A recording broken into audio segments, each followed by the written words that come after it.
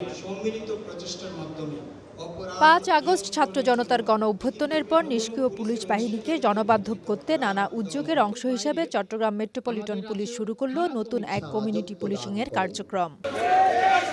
রোববার citizens forum নামে এই নতুন কার্যক্রমের উদ্বোধনী অনুষ্ঠানে কমিউনিটির রাজনীতিবিদ, ব্যবসায়ী, শিক্ষক, ছাত্রসহ সমাজের নানা পেশার কয়েকশো মানুষ অংশ নেন, যেখানে উঠে আসে পুলিশের নানা সমালোচনা, জনগণের আকাঙ্ক্ষা ও চাহিদার কথা।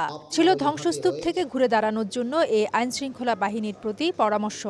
আমরা এমন পুলিশ চাই, এমন প্রশাসন চাই, পুলিশ যেরকম জনগণের বন্ধু, পুলিশ একদম জনগণমুখী হয়ে কাজ করবে। নিরাপদ বাসস্থানের জন্য আপনাদের সহযোগিতা ছাড়া আমরা কোনোভাবেই নিরাপত্তা বোধ করি না। রাজনীতিকরণে কমিউনিটি পুলিশিং ব্যবস্থার আস্থা হারিয়েছে উল্লেখ করে চট্টগ্রাম মেট্রোপলিটন পুলিশ কমিশনার বলেন, নির্দলীয় এই ফোরামটি সমাজের প্রান্তিক মানুষের কথা থানা পুলিশকে অবহিত করবে, সে সঙ্গে জনগণের সর্বোচ্চ গুণগত সেবা নিশ্চিত করবে। কোনো রকম দলীয় লেজুরভিত্তি আপনারা করবেন না, কারণ আমরা চেষ্টা করেছি আমাদের এই সিটিজেন্স ফোরাম এটা হবে সম্পূর্ণরূপে অরাজনৈতিক একটি প্রতিষ্ঠান, যাদের মূল কাজ হবে কমিউনিটি পুলিশিং এর মাধ্যমে সিটিজেন্স ফোরামের উদ্যোগে সর্বোচ্চ গুণমান সম্পন্ন পুলিশি সেবা জনগণকে দেওয়া।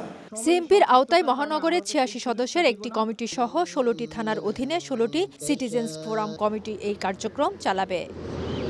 ফেদুস লিপি, সময় সংবাদ, চট্টগ্রাম।